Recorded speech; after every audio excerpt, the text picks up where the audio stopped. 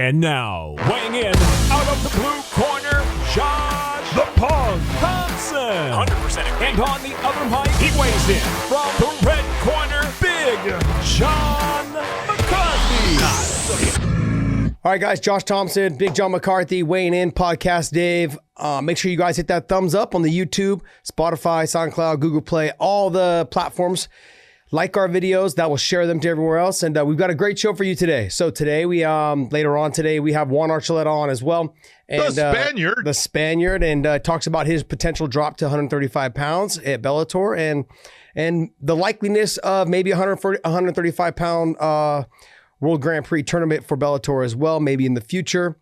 And what is potentially up for him coming up. So it's a great little show we had with him for about an hour, and great interview with him. Hope you guys enjoyed it, and he's just an all-around great guy. So, but first, let's break down the May 9th card that may or may not happen, but fingers crossed. Fingers crossed. Is that why it's in May? Because it may happen? Oh, that was very cheesy. It may happen in May. There you go. You want to start at the top of it or the bottom of it? Go to the bottom. Let's just go to the bottom, yeah. Okay. Because that way we'll go fast. Yeah, we're gonna break this fight. We're gonna break this fight card down for you guys, and in hopes that the fight card will eventually happen. Okay, so these are all the fights listed for the card. So the first one is Rosa versus Mitchell. We're at the very bottom. Oh, the very bottom. Oh, let's talk. Let's you're start talking with, all preliminary. Yeah, no. Let's talk main card. Well, they don't have it. They don't have it broken up that way because it's probably not gonna. It's probably be not televised that way. The first kind of fight that you'll recognize is Jacare versus Hall. Oh, yeah. Uriah Hall. Yep. I mean, all in all, good fight. Jacare, he's got the power to finish Hall on the feet, but obviously his chances of getting the fight to the ground should be good, and I think he's definitely the way more dominant fighter on the ground. Oh, come on, no doubt about it. Not even close on the ground, but on the feet. Uriah Hall is very good. Yeah. His technique is outstanding. The real question with Uriah is, does he believe? We talk about it all the time, confidence. And there's certain fighters out there that they lack that confidence. Everybody besides them has nothing but confidence in their abilities. And they personally are just that, oh man, I don't want to make a mistake. Oh, this guy's really good. And Uriah many times has been that guy. He just has to believe, hey, if I go out there and do what I do well, I can beat anybody. And he can beat Jacare, and he can hurt Jacare on the feet. Now, obviously, if it goes to the ground, then Jacare has the advantage. But on the feet, Uriah Hall has the advantage. And that's where the fight starts. So this is a really good matchup. Jacare is physically very strong, though, just so good all the way around. He can. I feel like he can withstand a lot of what Uriah has on the feet as long as he doesn't put himself in a position, he doesn't want to get caught into those big exchanges. One or two big punches thrown to get into the clinch and then do work from there. He wants to stay outside of that power range. He's got to be all the way in or all the way out and press against the fence or on the ground. I think he needs to use that cage. Yeah, and I think that that is, when you're talking in the scheme of the whole fight, Jacare has a better chance of doing that than Uriah does on staying on the outside and being able to keep that distance as well as he's going to need to against Jacare. Well, if you're looking at the truth, Jacare has slowed down. Yeah. He just has. Yeah. All right. He's getting older. He's slowing down in some areas. Now, he's a smarter fighter in a lot of ways, too. So he needs to look at this and say, I don't need to get Uriah Hall to the ground.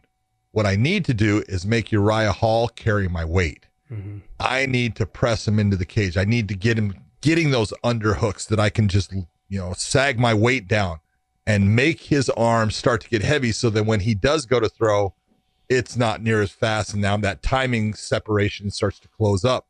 So there's ways for both guys to win. Obviously, if I'm looking, I said Jacare is going to be the betting favorite. He just has more ways of winning the fight if you're going to look at it. But it's a good competitive fight. Yeah. Yep. Carla Esparza versus Michelle Waterson. Ooh. That's really a good matchup. I love that matchup. And it's one that we haven't really thought about before because, the Cookie Monster, Carla was the champion, the very first ever strawweight champion. And then, she got her title taken by Joanna, but she has been an outstanding wrestler, and she's very tenacious with her wrestling, but her stand-up was always her weakness, and it has gotten much, much better. But the person she's fighting, Michelle, does a beautiful job of maintaining distance in a fight when she wants, or then closing it up. And she has gotten so good with her wrestling, and her grappling is very good. Her submission game is outstanding. Yeah. I did a fight of hers long ago where Jessica Penny was the champion, and Jessica was submitting everyone, and Michelle went in there and submitted Jessica Penny. And you look and you go, man, Michelle she's just not that person. She's a small straw weight. She could actually fight at atom weight. She could fight at 105, and she's fighting at 115. And does she have the ability to beat Carla? Absolutely. No doubt about it. Does Carla have the ability to take Michelle down, stay out of the submissions, and get a win by beating her up on the ground? Absolutely. This is a really fun fight. I think this is a good matchup. Good difference in styles. Yeah, I would agree with you 100%. I think, though, too, that it's going to be a lot harder for Carla to catch Michelle Waterson, though. Her footwork, the way she uses her sidekick, the distance. She used the sidekick to the jab, to sidekick to the power, left hand. And she does a good job of keeping that range. So she's beautiful at keeping range. Carla's going to have to do a good job of either sidestepping that side kick and getting in close to the hips to be able to get her down. She's going to have a hard time, especially in the beginning of the fight. She's going to take some shots too in the beginning of the fight. And that, I think, how many shots and how many clean shots she takes in the first round will dictate the rest of the fight. If she's able to kind of avoid a lot of damage in that first round, I think it just becomes like a snowball effect where it gets better for her as the fight goes on. But if she takes a lot of shots in that first round, I think Michelle starts to run away with it. Yeah, I think Carla slows down and Michelle starts to run away with it, and it just gets easier for her. So it really comes down to whoever can implement their game plan the best in the first round. You'll start to see it. Whoever does that will start to run away with the fight, I think. Yeah. Well, one of the things that makes Michelle her balance is outstanding. Mm-hmm. And you'll talk to someone about, she throws that side kick and she throws a front kick, and you want them to sweep that kick away. And especially if you're Carla, when you sweep that kick, you want to go forward because you want to take her off center. Yeah. And now is your opportunity to either get your hands together on her or not. Can Carla do that? That's the question. Yeah, I don't think she can. And I'm a huge Carla fan. I just don't think she can. I don't think she can. A lot of other girls have a little bit better movement, a little bit more athleticism to get and close that distance, and they haven't been able to do it as well. So Carla is she's a very straight up and down fighter. Her stand-up has gotten better. I will agree with you 100%. Way better. A lot better. Way better. And her wrestling is still just as good, but she doesn't close that distance as fast as some others that have fought Michelle before have been able to, and they still didn't have the success that she's going to need to have. Like I said, though, but Carla needs to punch her way in quickly, not give her the range to use that side kick, and she needs to get her pressed against the fence and try to get that takedown as early and as often as possible. That will dictate the rest of the fight, I think, as the fight goes on. But you are right. You are correct. This has the potential of being a really good fight. Really does. Fabricio Verdun versus Alexei Olenek. This is an easy fight, in my opinion. Yeah. I'm sorry. I love Alexei, and I will tell you, Alexei Olenek is one of the strongest squeezes. Mm-hmm. When you talk about a guy, and you know the difference when one guy throws a choke on you and then another guy that's just got this squeeze. That is Alexei Olenek. Mm-hmm. That dude squeeze is so hard. It's incredible. But he's fighting a guy that outmatches him just about in every aspect of the grappling game when it comes to knowledge and skill level. Fabricio's he's a better stand-up fighter now by far than Alexei. Alexei needs to get this fight to the ground, and who wants to go to the ground with Fabricio? That's just not a good place to be. I don't look at this as a very competitive fight. I think Fabricio takes this. Here's the only problem that I have with what you're saying is that Verdum is a very up and down fighter. He almost rises to the occasion of how good his opponent is, and there's times where he just doesn't show up. And that's been the story of his career. No one would have ever foreseen him being as good as he was against Cain Velasquez, against other guys. And Fedor, he rises to those guys, almost to the competition that he's fighting. He raises to that level. But then there's guys he's fought, and you're like, dude, you should have beat this guy. Like, you know, and he has a bad, lackluster performance. Who is it that gives Fabricio problems? Come on. Who is it? Guys that have big power, big shots. You take a look at, you know, when he lost to Stipe. Yeah. He's moving forward so fast. Take a look at when he loses to Junior Dos Santos. Again, trying to move in because he doesn't have to worry about the footwork and the great stand-up game of Alexei Olenek. Yeah. And that's why I look at this one. It's like, man, this one is just on. When I saw the card come out, I was like, oh, that one's just not a good matchup style-wise for Alexei, in my opinion. And I like Alexei. It's just bad matchup for him. Got it. Greg Hardy versus Jorgen De Castro. They're both unranked, but I'm assuming Greg Hardy, you know, with the name value is probably why it's been promoted. Well, you know, you got to give Hardy credit. His last fight when he fought in Russia, you know, he actually performed very well, you know, against Volkov. He came out, he fought well. He's an athlete. De Castro's a good fighter, big power. I don't see him landing that big shot on Hardy. Hardy's getting better and better with his understanding of distance, allowing that guy to come in, throw their shot, and he's just giving that either left, right, or back lean, and then he's coming back with his counters, or he's setting guys up where he's just coming after him when he feels like, you know, this is what I need to do. It's a good fight. Now, Hardy needs to keep this thing on his feet. Still, he cannot be on his back. He gets on his back in this, now he's going to be a turtle who's in trouble. But he can be in the top position and be heavy and land big shots. But I think this is actually a good fight for Hardy. He's an athlete, man. And when you take that athletic ability that he has, the speed and the strength at a heavyweight level, he can hurt anybody at any time with his power. He obviously doesn't have a great ground game right now. He's still got a lot of learning to do, but his wrestling's gotten better. He understands his wrestling defense. I like Hardy in this fight.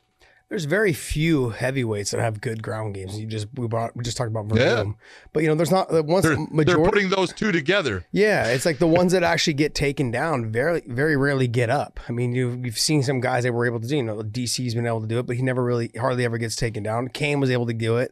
You know, Brock Lesnar was able to do it a couple of times. He was able to get back up to his feet, but they have that wrestling pedigree where they're able to work their way up from the bottom.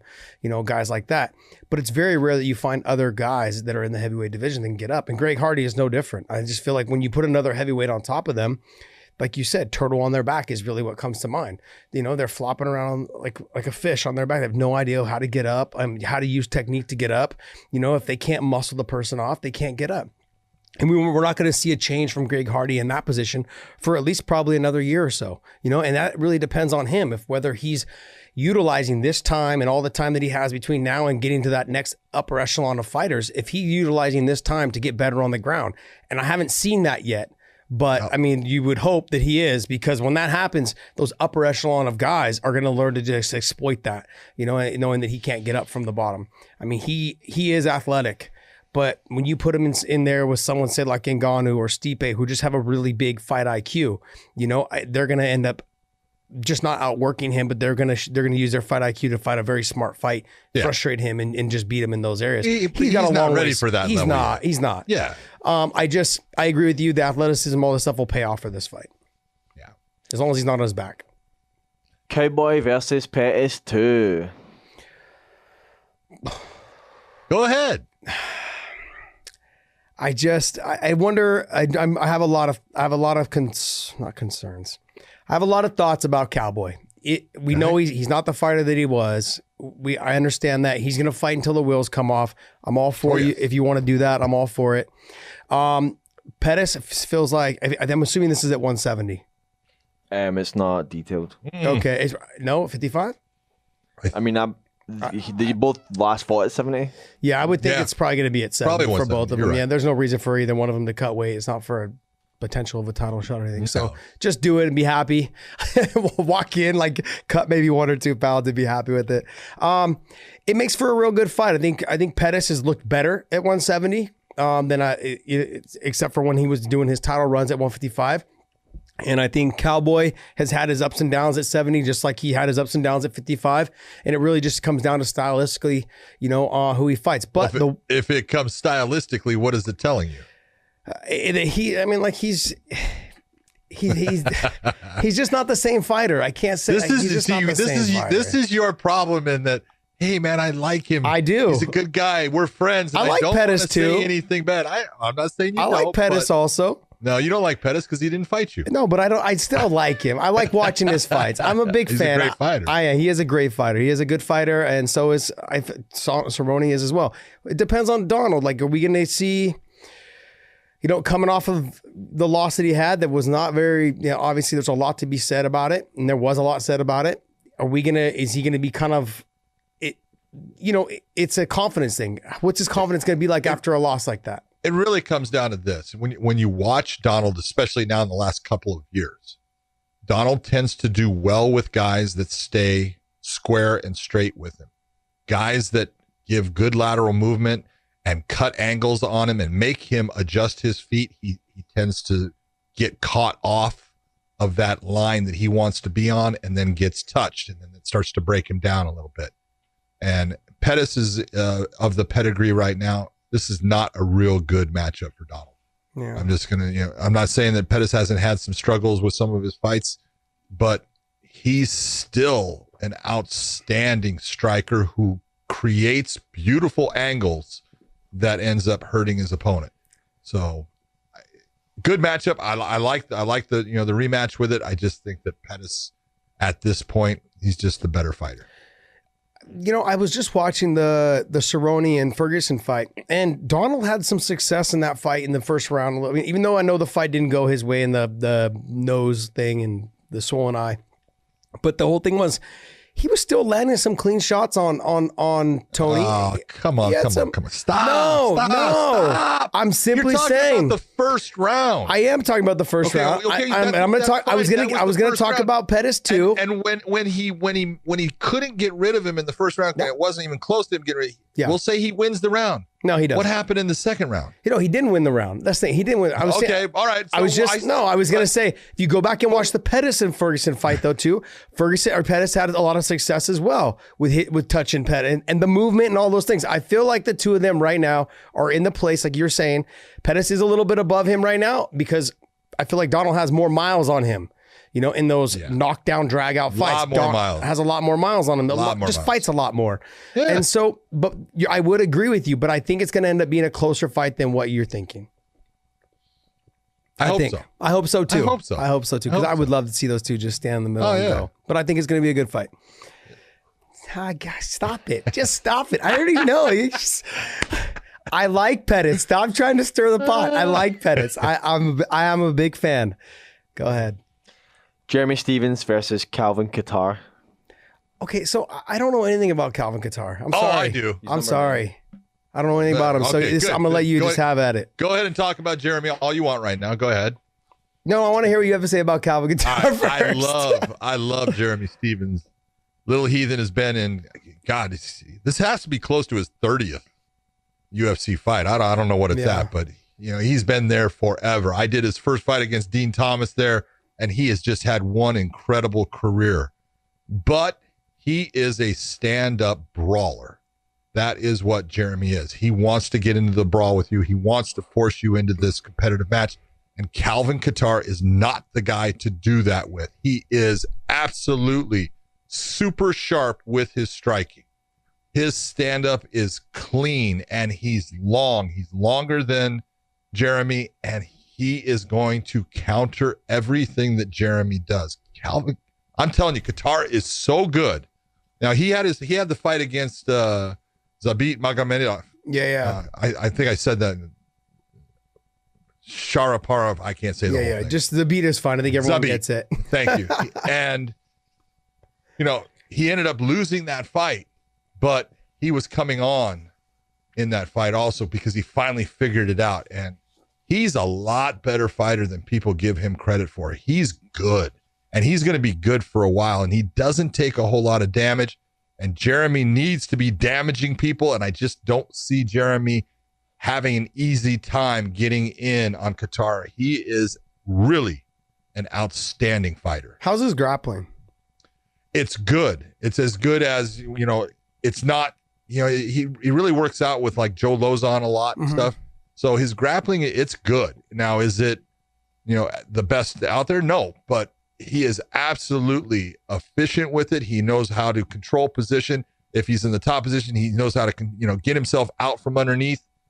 He's always working to get himself back to his feet because that's where his skill set is best. Yeah. But he's going to have no problem on the ground in this fight. So I really look at this as a tough fight for Jeremy, a guy who I really love to watch. I love the guy as a fighter. This is one of those ones where, like you, everyone knows who Jeremy Stephens is, and not a lot of people know who Katara is. And it's tough to take that fight because you are fighting a savage when you step in against this guy. Yeah, just from what you've talked to me, what you just said right now, I mean, like, I feel like there's the only way for Jeremy to win, then if that's what you're talking about, is outside of a knockout. You catch him coming in or, catch him on the way back, because Jeremy has that knockout power moving backwards as well. Yep. Jeremy's got to pick and choose his shots. I feel like he's coming to his own a little bit more with the kicks ever since he fought Gilbert, was able to, with the leg kicks, the calf kicks, that I feel like is a whole new weapon for him. And that will help slow down the kickboxing of whoever else he's fighting. He's just got to make sure that he keeps his hands up, doesn't get in. Even though he likes to brawl, when you're fighting someone who you think is potentially a little bit better kickboxing than you don't want to get into those brawls because it may be a little bit step ahead, or there's something that's going to come from an angle you're not used to fighting against. So I've always made like when I think about it, I'm thinking that the best way for him to fight is leg kick, throw your 1 and 2 punch combination and get out. And if you're not going to be there, make it a tough and dirty, gritty fight by pressing him to the fence, knees, elbows, grind him on him, like you said earlier, hang sometimes on the body, make him carry your weight, slow down the power and the speed and the agility and the movement, all those things of a good kickboxer. Do all those things in the first round because it'll pay dividends for you in the second and the third. If you can slow the pace down by weighing on them, grinding them out, elbowing, clinching, kneeing against the fence, potentially try and threaten a couple takedowns. Doesn't mean you have to get him, but keep him fresh in his mind so he's a little bit more hesitant to pull the trigger on kicks and punches when you guys are standing square in the cage. If you make them think about those takedowns, that pays dividends later on when they feel like they've slowed down enough where they can't retract their foot fast enough from a kick or from a punch. So if those things happen and he can get in on a takedown and get on top, make him work to get up from the bottom, could play, a factor later on in the fight. So, oh, absolutely. I wouldn't count Jeremy out of any fight, first off. Yeah. All right. He can beat anybody on any given night, but matchup wise, when you look at what Jeremy does and how he does it and what he likes to do, he's facing a guy technically super efficient, super clean in the way he fights the stand-up. So it's going to be a very interesting fight to watch to see how Jeremy decides to attack him. Am I going to attack him with just brute force and try to overpower him? Am I going to be smart? And I'm going to close the distance at time, make him have to carry my weight, let his arms get a little heavier, then go after him. So it's an interesting fight. Rosenstruck versus Ngannou.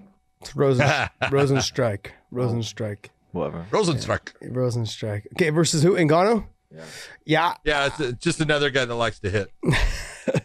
I've ever since they've started talking with the hype of Rosenstrike, I've straight up just said that if this fight happens with him and Ngannou, I think Ngannou walks away with it. The athleticism, the power, all the things. Just because he beat Kane, now all of a sudden you're going to be No. I just think after watching Rosenstrike's, I want to say it was his last fight. I think I watched against Alistair. He was losing the fight. He didn't look that great. He wasn't as explosive as Ngannou. I think the speed and the power, sure, maybe the power may be the same, but the speed of getting there is not the same at all. The combination, just the athleticism and the determination, I think, from Ngannou and everything about it. It just, I think Ngannou walks away with this fight. I think it's gonna be a pretty easy fight for him. I don't know if it'll be an easy fight, but the one thing I want to put out, Francis Ngannou has become a much better stand-up fighter. He was pretty raw, and he was, he's a good athlete. He's a strong guy, but he was pretty raw, and his stand-up game has become much more technically proficient. The guys that are training him are doing a great job with getting him to settle down, take his time, look at that moment that he needs to give that energy burst, put it out there, and then settle back down and let it happen again. Right now, I look at Francis Ngannou. He's the scariest heavyweight there is out there. No doubt about it. You can sit there and say whatever you want. Here's a guy that with one shot can close anyone down, and it doesn't have to be that clean shot. It can be a semi-clean shot, and he'll put your lights out. Yeah. He's got that power. Now, Rosenstruck is a good fighter. He's a tough guy, and he's strong, and he hits hard. I just don't see him being able to maintain his composure when a guy is hitting him harder than he's ever been hit too. To give those shots, you got to believe that, I can take what this guy is delivering, and he's going to get hit by Ngannou and go, oh my God, that is a different beast right there. I got to figure out something else. This is a slugfest, and I don't want to say, it's not going to go to the finish, because then it always goes to the finish. So I'm not saying it. Someone's going to win it. How's that? Yes, very good. Smart. I like what you did there. Yeah. Reverse psychology. What you got? All right, guys, are you ready for the triple main event of the evening?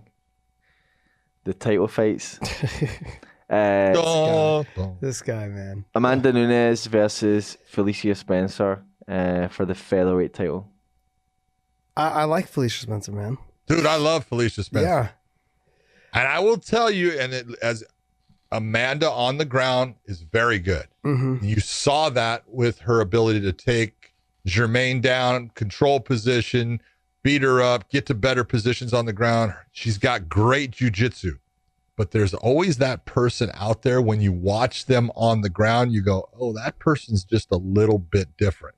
That person does that really well. That person look at their hips and look how they switch their hips on the ground. Just Felicia Spencer is that person. Now, I think in the stand-up,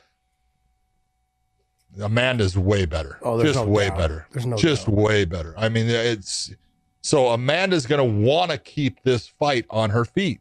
She's going to be doing everything she can to keep this fight standing and just beat up Felicia Spencer, a la what Cyborg did in her last fight in the UFC against Spencer, where Spencer had opened up the good cut on Chris. But if it hits the ground, this is anyone's fight. If it stays on the feet, there's no doubt it's Amanda's fight. But if it hits the ground, this is anyone's fight. I'm going to look at it. I second to what you just said. I just think if Felicia, what she needs to do is she needs to press Amanda to the fence, take away the power right off the bat. She cannot afford to stay outside in that boxing range at all. She needs to. I think that's the one thing that Cyborg fight did for her. Yeah. And again, we talk about, hey, you don't lose, you learn. Mm-hmm. I think she learned that I can't just stand and brawl with these ladies. I need to employ what I do best. And so I think that's what you're talking about. And if you look at the Amanda Nunez fight with Germaine, you could tell that she, even though she was able to win and have success, but after the first round, into the second round, the pop on her punches was gone. It wasn't what it was as the fight went on, and so she resorted to getting the takedown. She resorted to because she didn't want to stand with Germaine. It was smart game plan, both of them. Totally. But I think that if that happens, if Felicia Spencer can press her to the fence, wear her down a little bit, take some steam off of those punches, make her work against the fence, knees clinch, make it a gritty, dirty fight in that first round and a half, Amanda Nunez will not be the same fighter going into rounds 3, 4, and 5. That being said, damn, that's going to be a hard job to do. That's going to be a hard job. Amanda is so good. She knows that people want to press her to the fence. She knows people want to sometimes take her down, get on top of her, try and do work. And she knows that, and she's very good at sprawling and brawling. We've seen that in the past with some of her past fights. Felicia Spencer's got her work cut out for her. But like I said, the longer this fight goes, I favor Felicia over I do Amanda, the longer the fight goes. Well, I agree with you there, but that's the one thing. If you are in Felicia Spencer's camp, you got to tell her, hey, not only do you have to get her down once, you're going to have to get her down multiple times because you're not going to just get rid of her. Okay, she's got an outstanding ground game, and she's going to survive unless you hurt her, which is possible for anyone to get hurt. But you take her down, yes, I want you to grind on her. I want you to put your weight on her. I want you to make it heavy, and I want her to have to work.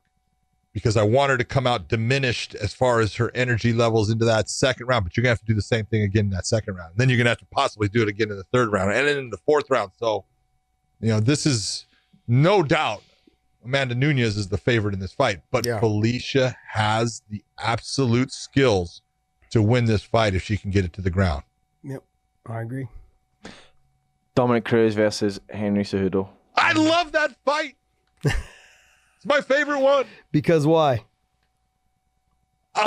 Styles make fight, and not only that, Dom has said so many things about Henry Cejudo at times that I go, well, now he gets to punch you in the mouth for those things, and so this is going to be awesome. But I have nothing but extreme respect for Dominick Cruz, everything that he's done as a fighter, his skill set, the way he does it, because it's different than everyone else, and it only works for him, but it does work for him, and he creates a lot of confusion, a lot of problems. But he also lives on the fact that he can take guys down at times, even though he wasn't this great wrestler. It's because of that awkward footwork and the way he moves in and out and the shots he does, and then he'll just do a knee tap, boom, put you to the ground. He might not even go down on top of you. He might for just a little bit, then pop up. And that's what he keeps you guessing. I don't think that element's going to work for him with Henry. Mm-hmm. Henry has the ability to put Dominick on his back. And that's going to be something that a lot of people have not been able to do. A lot of people didn't want to do it. But Uriah Faber was the last guy that was really always working to take, Dominick down and could never get it there. But Henry could get it there. Yeah. And Henry's stand-up is way better than people give him credit for. And he's proven that, in his fight with DJ. He had some beautiful moments in that fight, against a guy that makes everyone look bad. Yeah. All right. And, that second fight that he had, very impressive. Then the fights that he had, against TJ, very impressive. The fight against Marlon Moraes, very impressive. This is a good matchup. And Henry's, a lot of people are going to say that Dominick's the favorite. I don't think so. No, I think that, Henry is definitely the favorite in this. Dominick's coming in, hasn't fought for a while. I know he doesn't get ring rust, but this is going to be a very tough fight for him to win. Yeah, well, I go back to when you and I always talk when guys drop down in weight, which he's not. But I'm saying when guys drop down in weight, but he's fighting somebody. They drop down in weight, they're fighting people that are normally faster. Well, Henry Cejudo is faster, and the speed is going to be a factor, and it was a factor when he fought Garbrandt. So when he fought Cody Garbrandt, that was the factor against Dom. The same factor is going to play in this fight. And as much as I like Dom, and as much as I'm an advocate for him getting this title shot, Henry is a hard guy for him to fight because the wrestling is not going to be a factor. Like you said, normally it is for him. He's able to knee tap guys. And we had Juan Archuleta on. Juan, I'm not saying that they have similar styles, Juan and Dom. They have similar styles. Now, Dom does it at a different level. We saw that, a different level. But when you say those two things, but Henry Cejudo trains with Patricio Pitbull, and they have a very similar style now of that wide stance, the way that they do things. Now, Patricio's wrestling is not like Henry's. I don't think anybody's wrestling is like Henry's. But my point is that style has shown that it makes it a little bit harder for guys to implement their game plan. With the wide stance, the speed, the speed being such a factor. I think it's not an easy fight for Henry, but I think as the fight goes on, the speed will continue to be a factor for Dom, like it was against Cody Garbrandt. And Dom being the fact that he's getting a little bit older and is not as active, and even though he doesn't believe in ring rust, you tend to slow down as you get older as a person. When you go back and you watch Dom when he came back against TJ and he took the title from TJ, it was that he won the early rounds and he was losing the later rounds because he was slowing down. Mm-hmm. And the longer this fight goes, I look at it, the worse it's going to be for Dom. Dom needs to get rid of Henry. Henry, as the fight goes on, is going to continue to get stronger and do better and land more efficiently. And so I think that Dom needs to be looking towards making it a 1, 2, 3 round fight. He doesn't want to get into those championship rounds. But the one thing that for Dom, that if you're gonna get a title shot against someone like Henry, who was like steamrolling guys coming up, it's best to get him right now because he's coming off the shoulder surgery. He's coming off the shoulder surgery. He will not be what he was before. He will be close, but he will not be that same person. You know, he'll be a little bit of a step behind, not by much, because he's going to need a fight or two to get back on track. But he will be. He won't be what he was when he fought Marlon Moraes. He will be maybe a smidge behind, but he's still going to be really damn good. And you're looking at two guys though that can claim they both have wins over Demetrius Johnson, and that's saying something. That's crazy. Next. Okay, the main event of the evening is for the interim lightweight title between Justin Gaethje and Tony Ferguson. Yeah, I don't care about it. I just had my fight. No, I'm just kidding.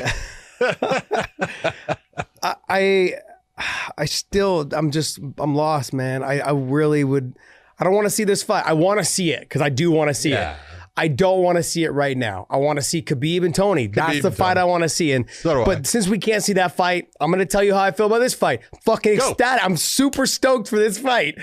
Who's going to win? Stoked. Tony. Come on. Tony's going to win. You think Tony's going to win? Tony's going to win. And I think Tony's going to do it impressively. I think he's going to stamp his name on it. I think now I was concerned when it was the fight a couple weeks ago. When it was the 18th, whatever, not weeks ago. Why are you more concerned with it being, on the 18th where it didn't happen, where Justin had less time than you are now? Because Tony now has time to really adjust and let his mind set into being. I think Tony's probably one of the most mentally strong guys. Not that Justin's not. I think Tony's one of the most mentally strong guys in the sport. I think all he's got to do is make a couple tweaks here and there to his training. He's already had a full camp, and he's going to have almost another 4 weeks to prepare for Justin. Damn, you know what? I hate to say this. This is the second time. Josh, you're getting smarter, dude. You're getting smarter. It's scaring the hell out of me. Brilliant. I feel that Tony, like I said, Tony has that desire right now that I don't think not many people can match. And not that Justin can't. I don't think he will for this fight.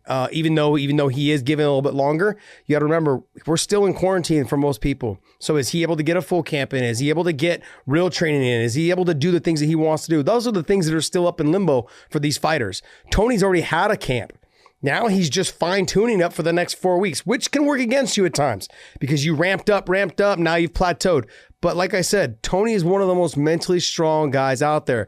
And I say this with a little bit of that. I feel bad for him because the UFC has never done him any favors. And I've said this over and over. For a guy who's on this long of a fight streak and they're having him fight Justin, this is not doing him a favor. Sure, he's the interim title. He was already the interim champion. He doesn't need to fucking fight for it again. They took it away from him when he never lost it. Yeah. That's my problem with it. It's like, well, he's fighting for something that he never really lost. Yeah. And they just took it from him. So they're going to take this one too. But I guess that's me throwing shade. No. It shouldn't be, but it's like, the guy never lost that interim title. The fact that he ended up, getting hurt and stuff with, I don't know. It was fluke. The 5 times with Khabib, that matchup, for whatever reason, is haunted. It's jinxed. There's someone out there with Tony and Khabib dolls sticking needles in them, man.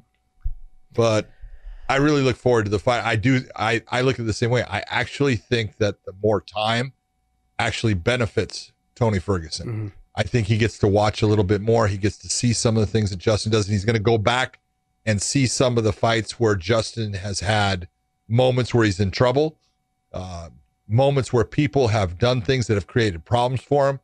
Tony's going to be able to pick up on some of those things, and some of those things he does very well. So I think Justin absolutely has the ability to beat Tony because Justin's got power, and if he hurts you, he can drop anybody, and he's just a go forward, take what you can guy who just doesn't stop, and he doesn't know reverse, but neither does Tony. So I see these guys standing in there just bombing each other. If it hits the ground, I could see Justin definitely being on top, but that doesn't always put him in an advantageous position fighting against Tony, because Tony can lock up the darce from underneath him, no problem. He can do a lot of damage with his elbows. You were on top of Tony, and you did good work while you were there, but he was doing good work on, part of it, especially when I went to the second round of your fight, man.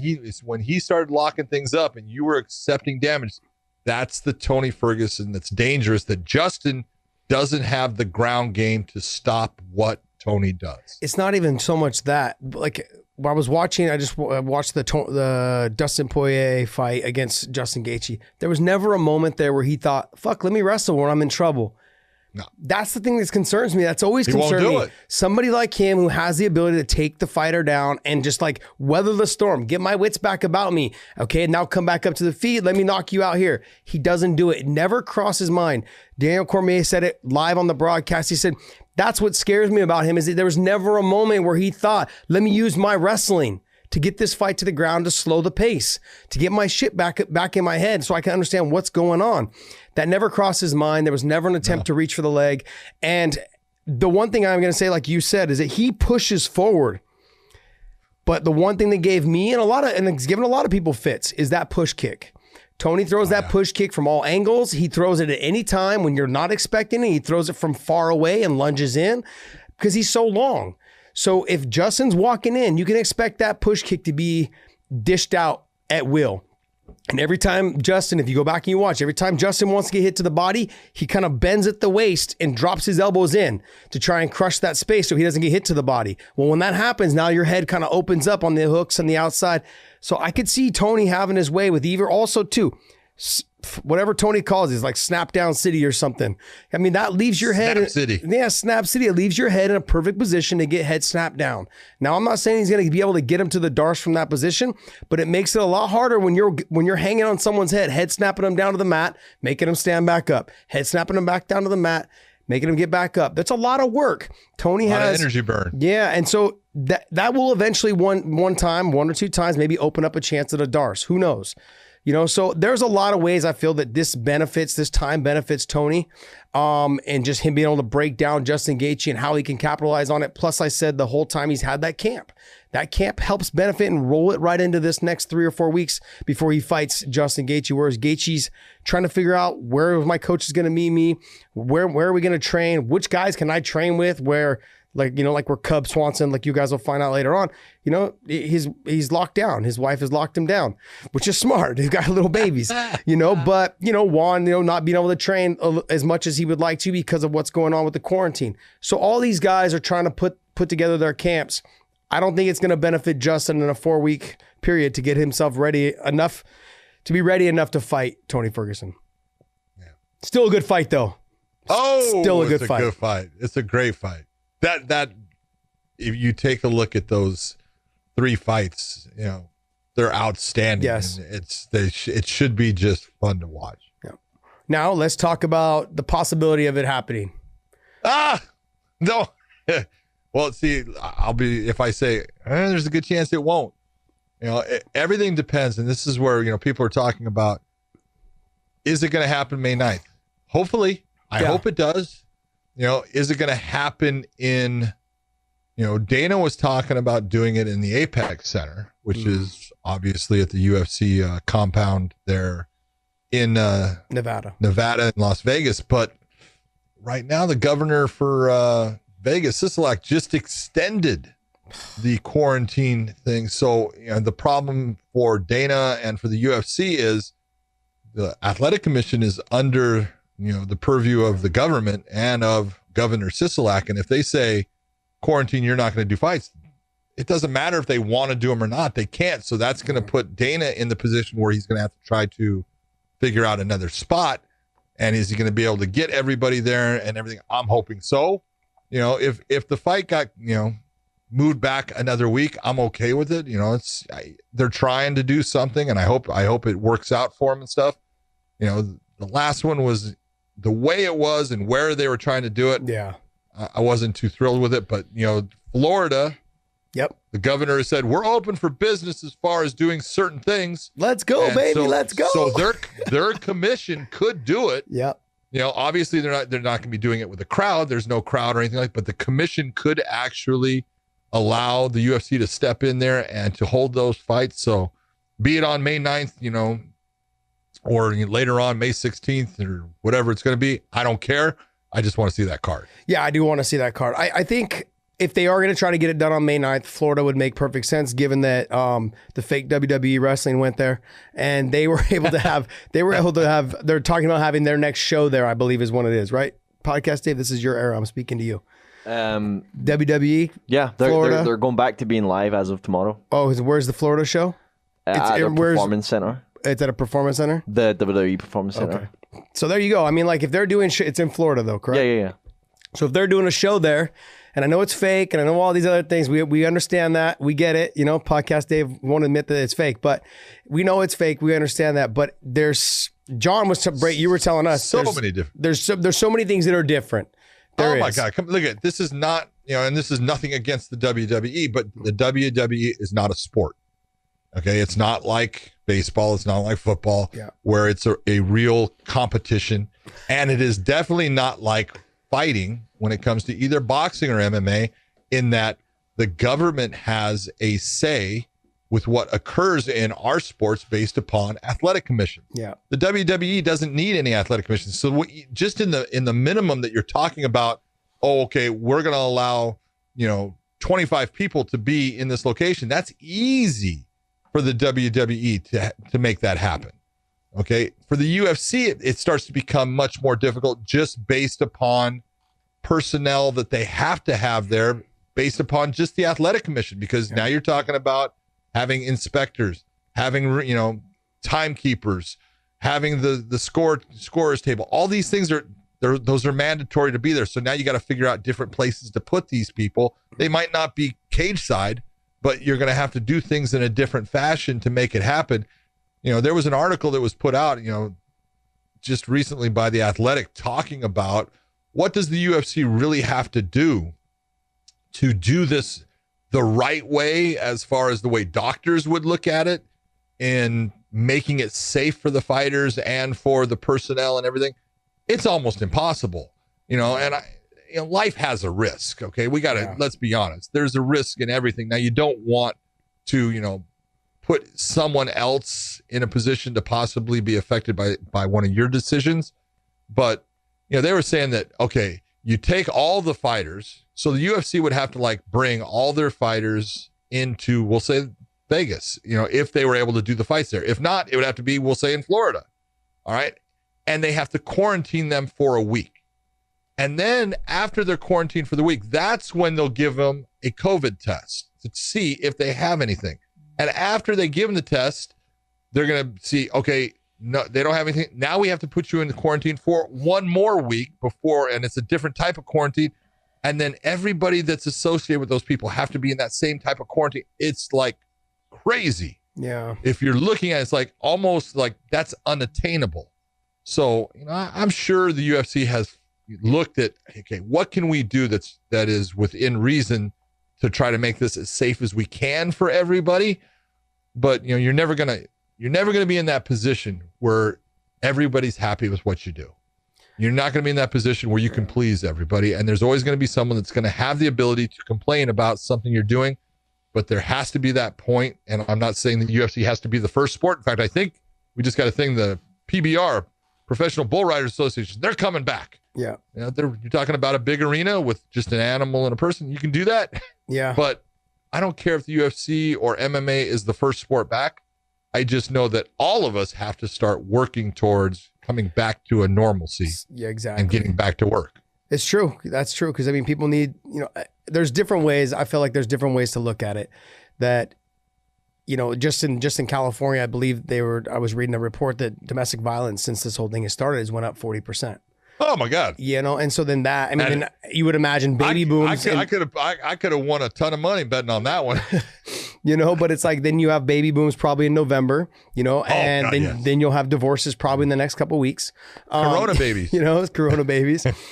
So you have a lot of things that are going to lead, they're going to play a factor later on, that come along with this. So there's different ways for me to look at it. I'm excited for the UFC to have this card on May 9th. I don't know if it's going to be in Vegas, but I'm hoping that the fight happens regardless, whether it's Florida, whether it's other states. Because, there are other states right now, like the governor of South Dakota, they never shut down. I didn't know that they never shut down. I thought they had shut down for a week or two and then they opened back up. No, they never shut down.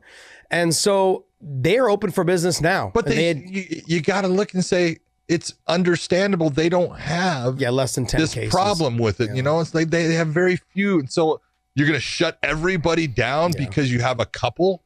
It's, you know, if you're New York, hey, you guys got problems. Jersey. You know, you're going to have, all of that. You know, you got some serious problems. We got to shut this down. South Dakota, I don't blame them. You know, why am I going to shut everything down when I got more people dying every day, you know, or having problems from, you know, stupid things that are, you know, weird. You know, I got more people falling off of horses there and dying. Probably. But look, I hope the card happens because this is a good card. I mean, I will always be a little concerned. I'll be concerned with the fighters on whether they're able to get a full camp in, like a good camp, you know, enough to get them to the level to fight, especially title shots, to get them to the level to fight, the level they would like to fight, especially if they're fighting for a title. And for like people like Felicia Spencer, her first title shot, that sucks, you know, and you may not get the camp in that you want, and this is your opportunity, and it's like, you don't want to miss it. You don't want to say no to it. But this might be a big opportunity when you're thinking about this, the pressure that comes with being in that championship fight. Yeah. Just the media and all the things that are asked of you, it's going to be condensed. Yeah, that's true. It's not going to be near as much. And so she doesn't have that same amount of pressure that challenger normally has. And then not having a crowd, maybe that's going to be something that's going to help keep her nerves down and make her more calm. True. There's a lot of things going, you know, you can say this in an experience of Amanda Nunez being the more experienced fighter and Felicia not having as many. Maybe this actually works to an advantage for Felicia because Amanda kind of needs that crowd and that energy because she's used to it. She's comfortable. This might work for Felicia and be a better atmosphere for her. Yeah, I feel like the odds of them having the card is a lot more likely now. I think a lot of states are lifting their bans. I mean, what did they say? Like 29 to 30 states will be lifting their bans by May 1st. So this is May 9th. Who knows? Some of these other states may jump on board as well as they get closer to May 1st. So we'll see. We'll see, man. We'll see. Looking forward to it. I'm excited. Hey, guys. Thank you, guys. Thank Dave. Thanks, guys. Stay safe. Fights. Stay safe, you guys. We all need fights. We need to see something. Activity, something. Stay safe, and Juan Archuleta is coming up next, so hope you guys enjoy it. And enjoy him. We have a special guest, Juan Archuleta, Big John McCarthy, Podcast Dave, Josh Thompson. Man, I'm excited. I'm excited to have you on, buddy. Big John was hitting me up yesterday saying that he was chatting with you and would like to get you on. So you guys were able to work it out and we were able to get you on today. That's awesome. Oh, yeah. Yeah, you guys are killing it. Thanks for having me on. I appreciate it. So there was one thing that I really wanted to get in with you because last week I interviewed Patrick Don't Mix. let him do it, Juan. Don't let him get into anything. Oh, no. I'm gonna get into this. I'm going to get into this for sure. There was a couple things. So one is, you know, you had your fight with Patricio, didn't go the way you thought, and you were coming off what 18 fight win streak, I believe. Yeah. You know, and so that was your first loss in 18 fights. But you're also someone that jumps from weight class to weight class. You did 35, 45, 55. You've done it all. Like you continue to do that even now. And so though the title shot didn't go the way you wanted, now that the tournament's dragging on because of the COVID situation. Yeah. Has there been any talk about you and potentially Mix at 135 for the title? Because I know that you're definitely interested in getting another shot and being there. And given that you just fought for the title at 45, that makes sense for you to go down to 35 and potentially fight there for the title. Yeah, we were literally in the middle of negotiation with Tiki and Coker and Kogan. And they asked me, you know, what's your plans? And I said, I'm down for whatever. I'm open to any weight class, any opponent, anyone that you want to put in front of me. I'm always willing to fight. Mm-hmm. And they said, well, you know, the 35 has been vacant. Will you be able to make the drop? I said, just give me a heads up and let me know how I need to train to get there. Because I'm not the guy that's going to crash diet and just put my body in complete deprivation to make the weight class. I train to get down there. So my training will be different. And they said, okay, well, you know, let us find an opponent. I think Patrick Mix is booked, but that's who we want you to fight. So maybe in the summer. And I was like, okay. And when they're in the middle of that negotiation, this thing hit and, it just put a screeching halt to the whole negotiation. The big kibosh. Done. Yeah. Just boom. And then it went radio silence. And I was like, okay, like, you know, at least I could at this time work on build muscle, let things repair, and just put on real size now. So, Hold it. You're talking about going down in weight to 135 to fight for the bantamweight title, which is a good thing because you did take on a guy who held that title for a long time in Eduardo Dantas. And that was one of your best performances, a big knockout win. Yeah. But if you're putting on size to cut back down, what are you thinking? Well, for me, I've never been like an extremely strong guy. I've always had a lot of baby fat on me, so I'm trying to work on Josh has putting the on same real problem. muscle. And then yeah, we all do.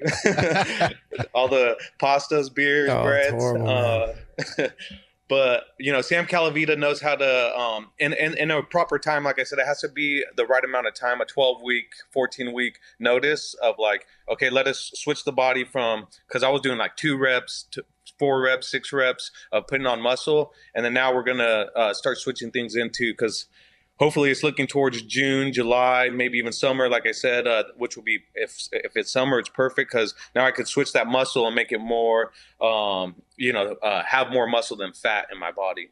A leaner muscle. That's kind of like... Yeah, leaner muscle. Yeah, I know what you mean. When I was training throughout my career, I never really lifted weights, but I did a lot of like high reps, low weight, high reps. If I did anything like that, it would be no different than just hitting the bag for a long period of time, because you're carrying 16-ounce gloves, things like that. So you wanted to lean out, but carry proper muscle. I just call it useful. I call it useful muscle. Yeah, useful muscle, real muscle. Yeah, I have some old pictures of Big John in a banana hammock, and and he's got the not useful muscle built all around. He's just huge. Did you just see what my weight is?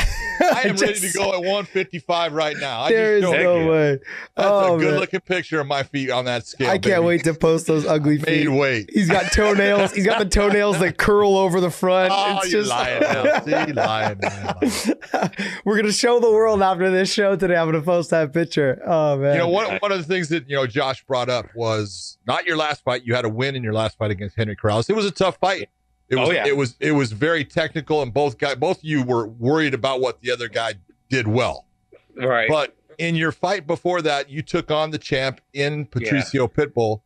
Yeah. Why is he, if you can explain, why is he such a difficult puzzle to solve? Yeah, gosh, man, that's one of those fights you wish you could have back always. And I said that before that fight. Like, I don't want to go back and say I wish I would have had that fight back, but definitely do, because I was trying to go for the finish, and he's very smart, and it made me smarter when I fought Henry. He knows how to win rounds. Like, there's still a fight that needs to be won, and he knew, like, okay, I'm gonna control him for this long in this round, and Juan could control me for a minute. But as long as I controlled the 4 minutes, I'm going to win this round. Or as long as I took him down, or if I finished the combination or touched him after his combination, or, he dropped me a couple times, and he just knew pinpoint accuracy. He knew how to win the round. And, hats off to him. He's a hell of a fighter. And, I was just like looking to go in for the finish. And it was like, man, I didn't know that. The whole mind of like, there's still a fight that needs to be won wasn't even in my mind the whole time, and I think he knew, like, I'm going to win this fight. It's going to be a boring fight, whatever it is, I'm still going to win this fight no matter what. Like, I'm going to outposition him. I'm going to outclass him, which he did. And hats off to him. And he knows how to win a fight. What threw you off with him when you guys got in there? What threw you off with Patricio? I was thrown off a little bit beforehand with the TJ situation. I thought it was going to be able to corner me. When we went back there, they pulled him right before when we got down to the locker room. So my head was a little bit, myself, TJ, and Cub had came up with the game plan, and Georgie asked for Cub to corner him before the fight, and so they went Cub out of my corner, and then TJ got pulled, and then when I started warming up with Duane, everything was warming up to the left side, to my left side, and we had worked everything going to the right side, and when it was just oh man, so that was why my mind was out taken from the first 2 rounds, and when I got split, then I woke up and I was like, okay, like, I'm gonna just go fight. And so what surprised me out of him was, him sitting back a little bit. I thought he was gonna come forward and brawl, And so when he was able, and I seen him like waiting for openings, waiting for him to take advantage of my strong entries, I was like, oh man, this dude's good at timing, and he was strong, short, stocky. So yeah, that's the biggest thing that surprised me, his timing. I feel like he's gotten, not just since the Chandler fight, but since before the Chandler fight, he's really come into his own with his being patient. And he's also learned that not to make it a brawl, which is the old Patrice, the Pitbull brothers, both of them had made their career in the beginning of making it a brawl. But lately, both of them have been really good about being patient, picking and choosing their shots, not wasting their energy. Now, don't get me wrong, they're still into the dogfight era. They'll dogfight with you when they need to. But they have come a long way in fighting smart fights. And your fight with him was a classic example. He waited and waited for moments and opportunities for you to overcommit, and he was able to capitalize on a couple of those situations.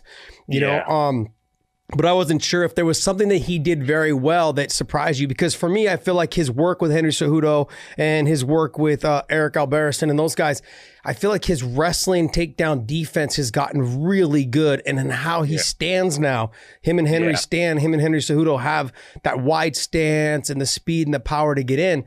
And that stylistically for you, it seems real easy because the way you set up you hit like those little ducks or those high crotches to that lead leg, but it was never there for you. And that's something that kind of felt like threw you off a little bit. It looked like it did when I was watching the fight.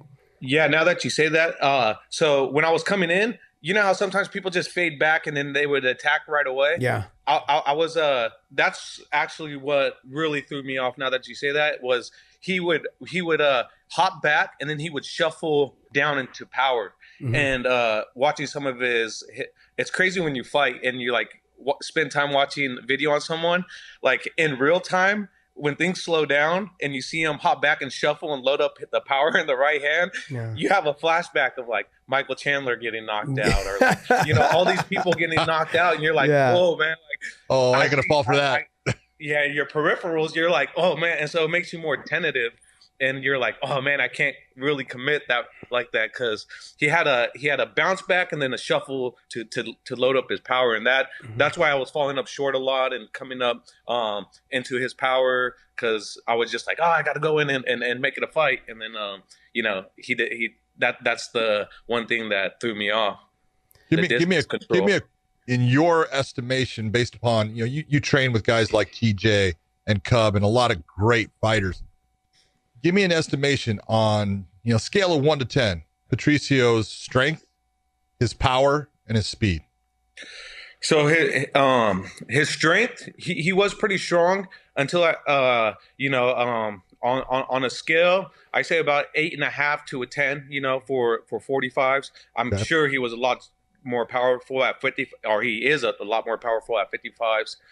Speed wise, his timing was impeccable, which made him very fast. Okay. So timing and speed, I give it a 10. And then his knowledge on fighting, 100% a 10. You know, he's very knowledgeable about certain situations, or when to brawl, when not to brawl. Like, okay, I could brawl this last 20 seconds because I won the round, you know, but and that's what he knew. Like, when I hit him one time, I seen the look in his eye, wanted to brawl. I was like, all right, here we go. And we got in a little exchange, you know, and so he knows, you know, he's very knowledgeable now. I say overall fighter, A+ fighter for sure. Yeah. Coming out of this, in the beginning, you said that you learned things from him that you took into that Henry Corrales fight. What are the things that you learned? Because Josh and I always talk about, hey man, you don't lose, you learn. You either win or you learn.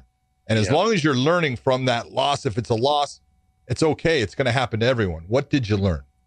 How to outpoint, to make sure how to outpoint someone. Like, make sure if the finish is going to come, it's going to come. It'll eventually come. But if it doesn't, come naturally. Yeah, the fight still needs to be won. So learning how to outclass or like stay a step ahead of someone. Like Henry was like, okay, I'm not going to fully commit now until I know it's there and I can throw my power. And so I never felt 100% of Patricio's power, because, like I said, he let it that's what I learned. He let it come naturally. Like when I ran in, a lot of the knockdowns were from my momentum coming in off balance. It was never like I wasn't there in the situation or I got my bell rung. I was still completely coherent. He just had good timing, and I was like, okay, I got to take that into my next fight, especially with someone like Henry, that's going to sit back and rely on his right hand. And I know I wanted to make him think it was going to be a barn burner. And when I hit him as hard as I could, and it didn't phase him, and he came back and looked at me, and he hit me with one of his as hard as he hit me super hard with the left side of my body went numb, and it ringed a little bit. And I was like, oh, okay, like he's not going to finish me because I just took 100% of his power, but I'm not going to finish him either. So I need to win this fight, and I got to find a way to outclass him and outpoint him. So that's what I took away from that fight. Yeah, but a big difference between the two guys, between Henry and Patricio, huge difference. Patricio will still be active, but he'll still put pressure, and he'll dictate kind of where the fight goes if you're not doing something, if you're not trying to push him around.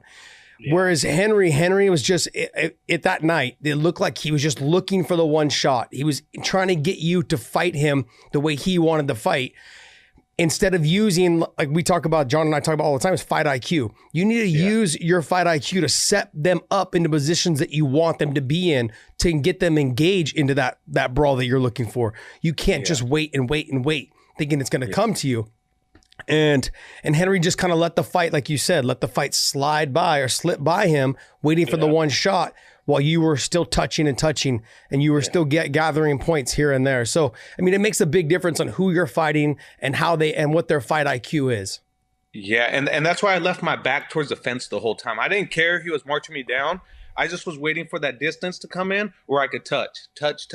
And that's something Cub is really good at, like touch, power, or like, okay, like I touched the first time, now I can explode into my next one. And a lot of the fans don't see that, understand what's going on. They say, oh, well, he marched him down. It's like, I wanted him. Like there was never one, because his commitment, I would have been able to, work out or adjust and got him on the cage where I feel like I'm my most deadliest is being able to fake the wrestling into striking or do the striking into the wrestling or pulling them off and like start working that grind. And so that's where I wanted to fight with Henry because going into that fight, he was 6-0 against all my teammates. And so that definitely played a hamper in my confidence, not in that and coming off a loss, so you're like, okay, how can I start getting this momentum back? And it's learning your fight IQ, The one thing that I noticed off of exactly what you're saying is you have that style where, I call you the jitterbug. You'll move left, right. You're southpaw, you're orthodox. You're taking these wide steps. Tell me when you were training with Duane Ludwig that you figured out exactly how I need to be. So when I enter causing a little bit of disruption, and that lateral movement causes my opponent to take that second to try to adjust. And that's what I'm touching, and then I'm getting out. Yeah, I'm still learning that, honestly. It's a never-ending process. And that's where I think going into that Henry fight is where I really started picking it up because, like, the long combinations, the angles, blitzing in cost me against Patricio. And so when looking back, you're like, okay, like that makes sense why he tells me to throw jab into a check hook and then commit in, or like, touch the inside leg, then come in, as long as I'm in that distance, right? And then it's still a learning process for me. I always wrestled both lead stance, changing stance, and my boxing coach, Zach Padilla, who I first started with striking, he was very good on hitting and moving. Like he had the most punches thrown in a boxing fight. It just got recently, a couple years ago, broke, but he threw over 1,600 punches in one fight. So it was just like, he was like, you don't. Tired just hearing that. Yeah, I know. So, and that's what he makes me do when so I started working with him again during this, lockdown and stuff. But I was like, man, I wasn't working these angles or throwing mine, getting under, and then exploding in. So like I said, it's a learning process, and I'm gaining more confidence going into it. You just brought it up as training during this time, quarantine, COVID, everything that's going on. Like, what have you been able to do now with being locked down?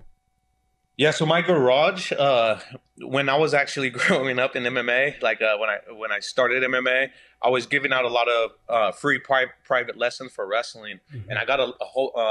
Some parents couldn't pay me, but they had like extra wrestling mats and stuff. So I took those a long time ago, and my garage is completely matted. I got bags and things set up from the show Kingdom. They got rid of all their stuff, so I took a lot of the stuff that they had. So I have my own. Yeah, you stole it. Good job. Yeah, well, they gave it to me. So because the writer of the show was a good friend of ours, but yeah, he hooked it up, and now Cub only lives a block away from me, and so he comes in and trains. Do my lifting here. I've actually been working out with a guy named Josh Rosen. He's a football player. He plays for Miami Dolphins. Yeah. The quarterback, right? Quarterback. Yeah, quarterback and he played for St. John Bosco. Okay. Very knowledgeable. The dude's extremely smart, and kind of picking his brain on some performance anxieties and how to stay confident, keep things going. He's helped me out a lot, so it's been cool. So the weight cut down to 35, I feel like that mix between Patrick Mix and yourself is just destined to kind of like collide. And I just did an interview with him last week, I believe last Friday, I believe it was, for the Bellator YouTube channel. So if you guys haven't checked that out, we talk about you a lot. Because I have talked about, you guys had trained together before at Greg Jackson's. You were very complimentary of him and his skills and how good he is, especially on the ground, if he gets to your back, those type of things. What makes him so dangerous, and where do you see him in that mix? I mean, I'm not saying you guys will fight for the title next, but it seems like it's heading that way. You with maybe a win at 135 and him with another win at 135.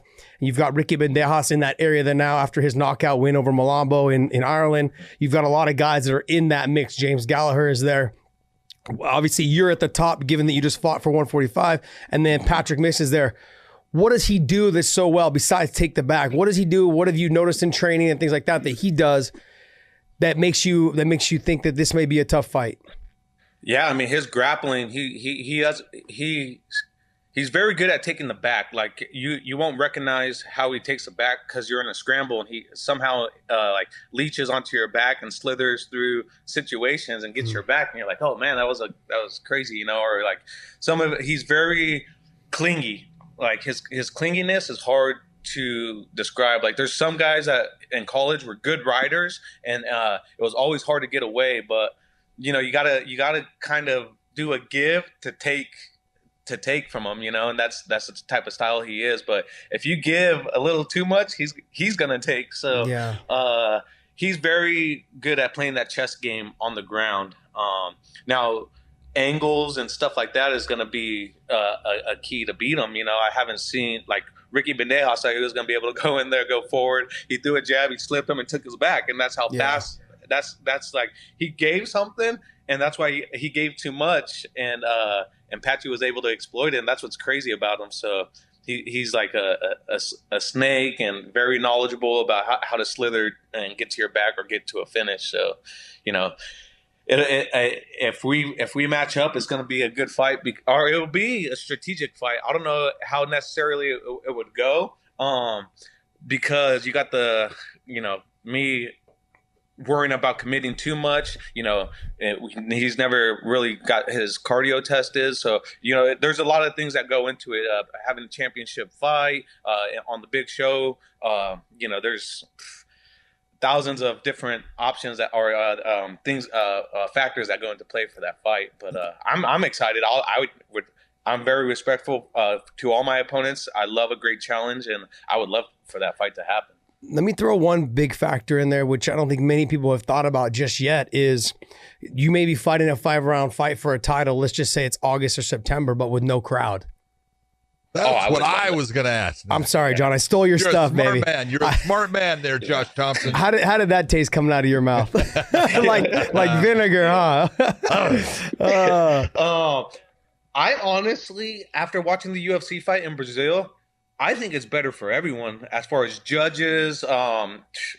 Just watching the purity of the sport.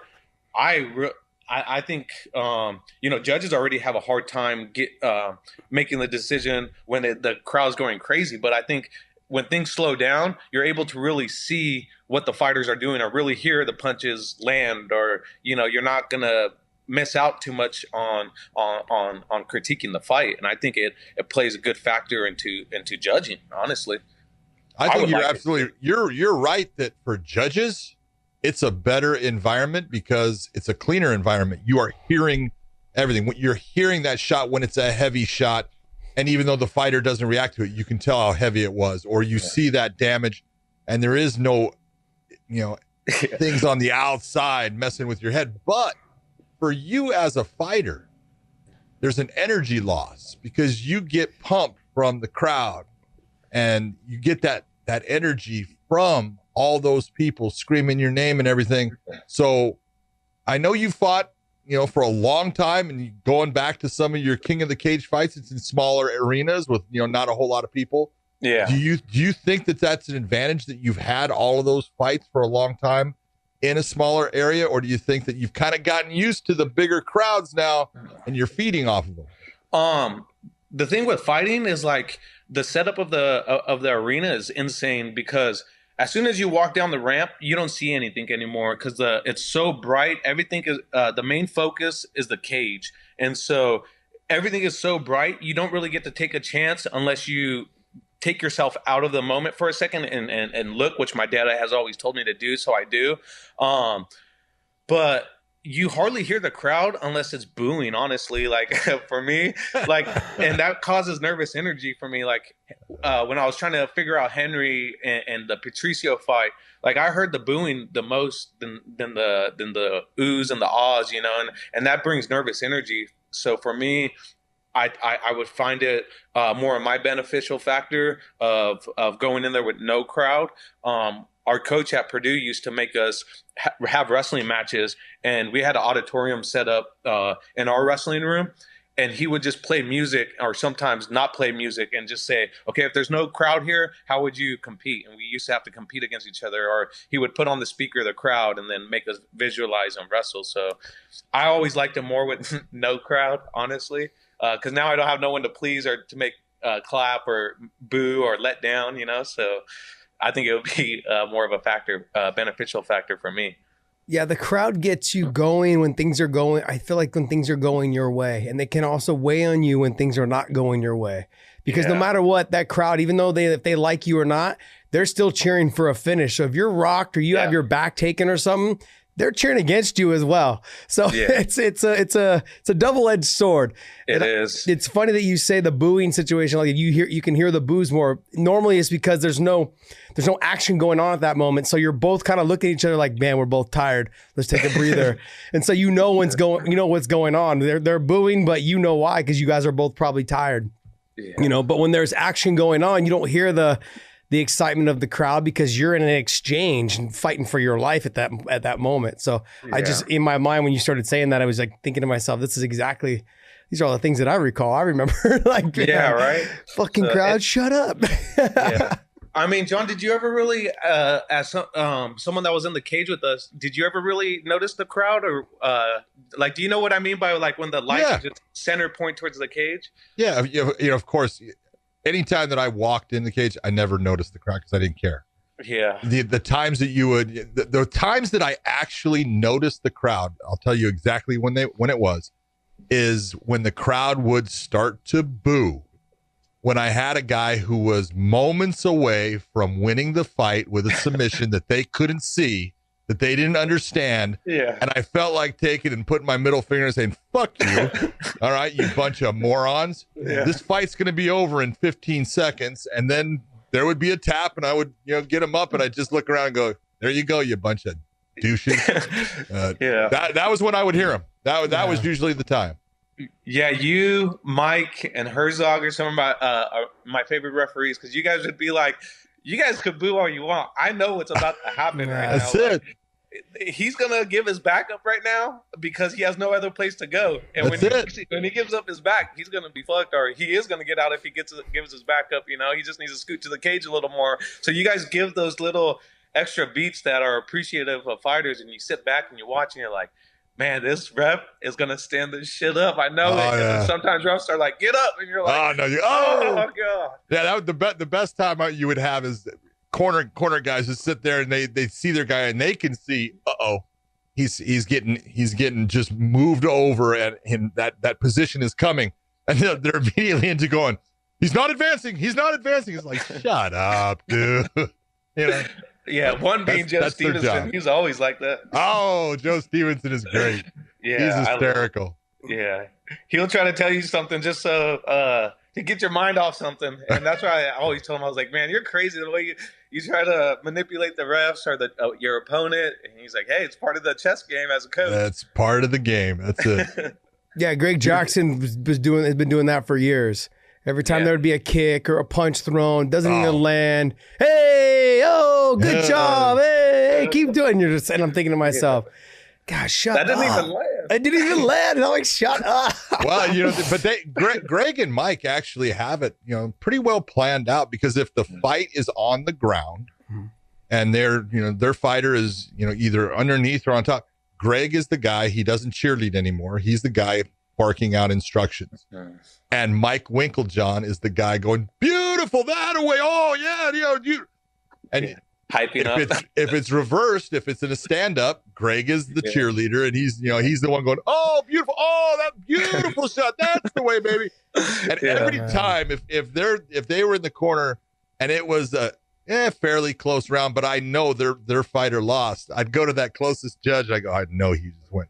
Yep, he just went the wrong way. And, hey, that's their job, and they're good at doing it. Yeah, you know who told me that was Tim Elliott when he fought John Dodson on.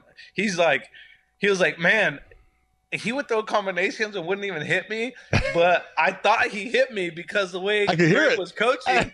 He's like, wait, did any of that land? Because I feel like I just blocked them all. I'm feeling good.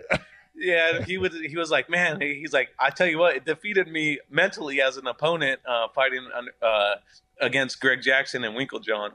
Yep. Yeah, it's funny that you just said that, because some of the biggest problems that I had in the cage was fighting people that talked to me while I was fighting, and corners that made it out to be something, because then I was getting mad at them, not actually focusing on the guy I was fighting. I was like, almost, there was moments where I wanted to turn and be like, shut the fuck up.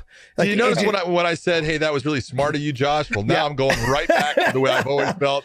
That's Josh. Yeah, there was just those moments, you think to yourself, like the fighter would talk to you, and to me that would bug me. I'm like, stop talking to me. I'm trying to kill you right now. Stop talking to me. And then there's the corners that would be talking like, oh yeah, he did not get anything. Like when they start talking to the ref, stand him up. He's not advancing. He's not this, and I'm thinking to myself, shut up. Like, I just want to just tell him, shut up. I just kept going, but there was plenty of times where I wanted to turn to the corner and be like, shut the fuck up. Oh, that's so what Khabib does. Yeah. He does. He cracks me up. Oh man. I've never had a guy when he is pounding on guys, talking to the other corner, says, what are you going to tell him to do now? Just like, oh, that's bad. Oh, this is my destiny. I've always said, like, oh yeah, I'm going to try to talk to my opponent in this fight, and it completely leaves my mind. Yeah. Don't try to do something that is just not who you are. Yeah. Okay. Been infatuated with the game plan and the fight, because I love competition. I'm an extreme addict of competition, and it's just like you go in there and that's the last thing on your mind is talking to someone. We just had Duane Ludwig on recently, and the return of TJ is going to be coming up here pretty shortly, and there's talk of him potentially getting an automatic title shot. And what has been your communication with TJ since all this stuff has come about, and where do you lie with your guys' training regimen? Are you guys still close? Have you guys still been getting after it with each other? And how have things changed since all this? Yeah, so people make mistakes, obviously, and I'm one of them. I've made mistakes in my life, and my parents have always raised me and be like, look, it's not how you fuck up, it's how you fix your fuck ups, right? And so my dad has always loved me, and my brothers have been there for me. And then when this situation that came up about, they asked me if I knew, and I said, no, I honestly didn't. And they were like, all right, well, are you going to be there for him? I said, well, what kind of guy would I be that you raised me to be there for someone through the highest highs and the lowest lows? Like, I'm not just going to abandon him because he didn't tell me this. Like, I'm going to be there for him. I'm going to lift him up and tell him it's okay, you know? And obviously, I took a lot of beatings through practices, that probably shouldn't have happened, but it made me a better fighter. You know, it made me more aware of TJ is a very competitive guy in practice, and so am I. And so, neither of one of us wants to give up an inch. But when we were training these long regimen hours and recovering and trying to recover and do these practices, it was tough. And I was like, man, how is he so ahead of me? And then you find out you're just it's a little bit nerve wracking. But at the end of the day, you're like, okay, how can I be there for this guy? He's obviously broken down, hurt. And so we went through a long period of rebuilding him, like being there as a friend, letting him know that I wasn't just there for the highest highs. I'm going to be here for your lowest lows because I'm a loyal person, and it's sometimes my downfall, sometimes my greatest attribute. But if I have a friend, I'm a loyal dude. I'm going to be your friend no matter what, So I've been there. I was helping him build up, and then he wanted to get the surgeries. So he went through the surgeries, and that put him more in depression. And he fixed his shoulders. And then and so now we're starting to build him back up on strength, which we're lifting together, still training together. Right now, his wife has him locked down, so he can't leave the house. But, so I'm still here for him. We're still best friends. I'm a ride or die type dude. So, he's less than 9 months out. So definitely single digits. And we've been counting down together till he gets to compete. But I'm excited because when he's training for a fight, it makes me that much better because I have to be on my P's and Q's and on my toes, and my defense has to be up when I'm training with them, because no matter what, a combination's coming and I got to be able to block them and catch them. So it keeps my vision open. And that's why I'm so good at visions and fights between him and Cub. Those two guys are just, it's a perfect chaos. What was the conversation when all of it came out? Did he talk to you beforehand? Because I asked Duane the same question. Yeah. Was there a conversation beforehand? Was it... and I just so we're very clear, I'm a huge fan of TJ, even despite all this stuff. I'm mixed emotions, I think, for anyone who's been constantly ripping on anybody. Yes, yeah. I am. That gets caught with what is called a PED. I am. But I have mixed emotions because I am a fan, and I have always been a fan. I love his fighting style. You have a very similar fighting style. I love watching you guys fight, and I'll continue to love watching you guys fight. I do have mixed emotions about it, but I just want to know what the conversation was, because Duane said he didn't find out about it until the media came out, and he had read about it, and with you, and he had got a long text from TJ explaining everything. What was the conversation with you guys, and where do you see it going, like future wise for him, like title shots and his career moving forward? Yeah, so there was a fight when Georgie fought Emmanuel Sanchez out in Thackerville when Georgie replaced whoever dropped out when Emmanuel opponent dropped. We were out there, and I think it was either fight day or weight cut day, and my phone's blowing up, and I look, and it's some of the training lab athletes that we train with, and they were like, "Hey man, what did TJ pop for? Like, hopefully this doesn't affect us, was it something Coach Cal gave us? Was it this? Was it that?"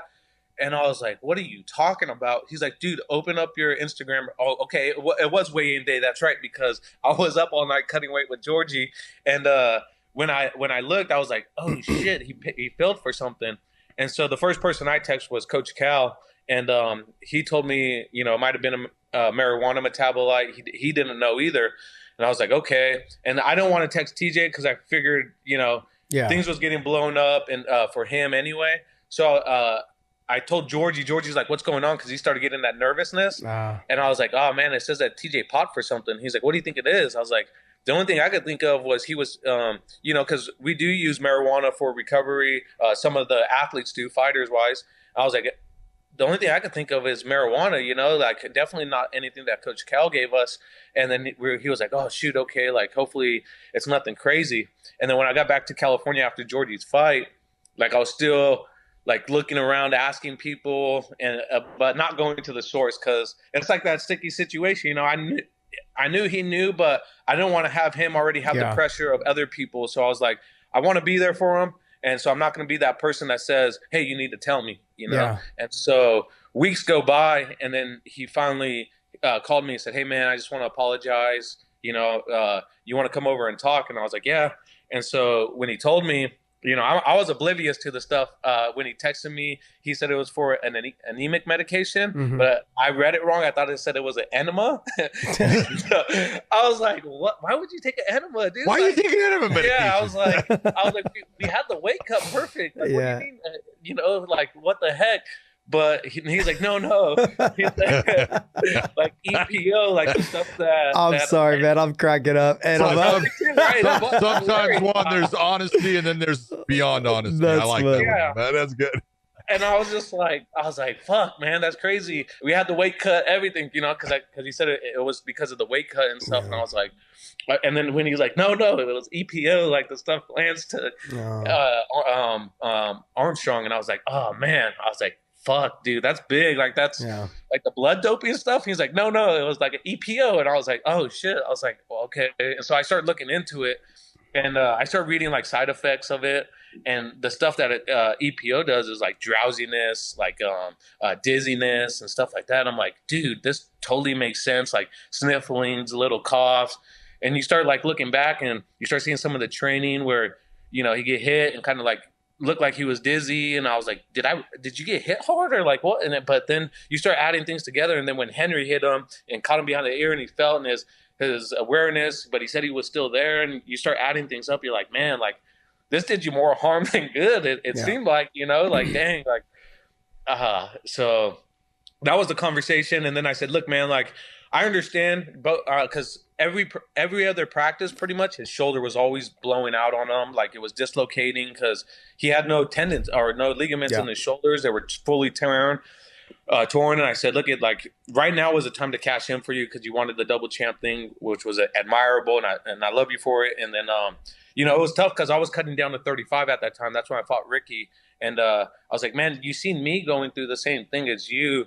And you just got to have more confidence in your team and your coaches, and like know that we're here for you. You know, like we could have definitely helped change some of the things we were doing, gave you different nutrients or whatever, because my wife and Coach Cal's wife was cooking for him and stuff. So it was definitely heartbreaking. I'm not going to lie, but you know, we're going to handle it as a team. And so going forward now, he knows that he could fully trust in us, right? It's like, look, just put 100% trust in your team. Let's work towards, even if you never win a title again, we're still going to make you the best ability to fight the best you can without having to rely on a crutch like a performance enhancing. And that's what sucks for some of the people that are, I want to say, like, when someone lacks confidence, so when you lack confidence, like, what's the word for, I'm looking. You have doubt. Not doubt, but like insecurities, right? So insecurities, like people have insecurities in their training, their strength. And so that's why they take this performance enhancing, I feel like, because, you know, George St. Pierre is a very insecure dude. A lot of these people have a lot of insecurities, and they need a crutch to lean on. Some people train harder and they need the focus, you know, so a lot of that comes from real quick. A lot of that comes from overtraining. So when your body feels run down, you feel like you need to do a little bit more, and the more you do, the worse it gets. And then that's when people start taking, and that's the issue. Like they start training to the point where their body's so broken down they can't perform like they should be performing, because their body's broken down from overtraining, from overexerting themselves, when all they need to do is rest.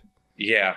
And they start losing to certain guys in the gym, right? And they're like, well, why is he beat? It's okay, dude. Like, you're losing in the gym. It's fine. Like, the ultimate goal is the performing at that night. You know, you don't have to win every practice, every round. Because there's times like, of course he gets the better of me, but sometimes I get the better of him, and he would be like distraught, pissed, like wanting to go harder. It's like, dude, you know, it's training. You're going to lose some, you know, not every day, you know, but that, I guess that's for some champions. That's why he's a champ, you know, the wanting the competitive edge. But I see him coming back, rebounding. I think for you know, I've always been an advocate for people that are just natural and supplements. I didn't start taking supplements, so I got into fighting with Coach Cal, like amino acids, proteins, and stuff, because I always wanted to know where my body felt at. So if I needed to recover, I can. If I'm too tired, I know I'm run down, I'm beat down.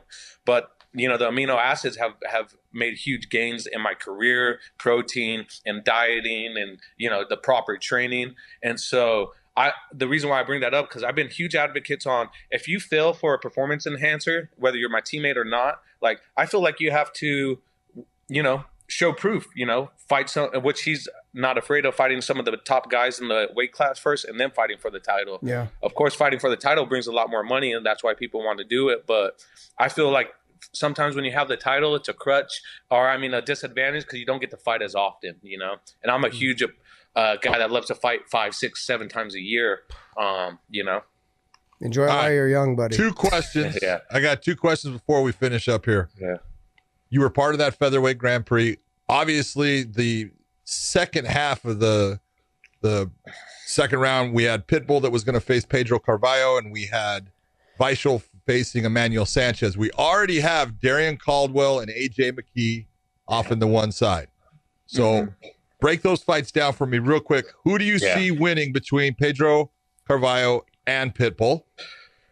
So I think Pitbull's going to get it. I think Pedro's going to keep trying to go for the finish, because he wants to prove, right, that he's the best. So he's going to fight like you did. Yes. And and if he doesn't fight like that, it's going to be a lot closer fight. And Pitbull, he's going to know, like, okay, weather this storm and then take advantage. Weather the storm, take advantage. Conserve, exert, right? So I got Pitbull on that fight. I'd love to see Pedro win, but I think just the knowledge and the experience that Pitbull has is going to lead him to victory in that fight. All right, Vishal and Sanchez.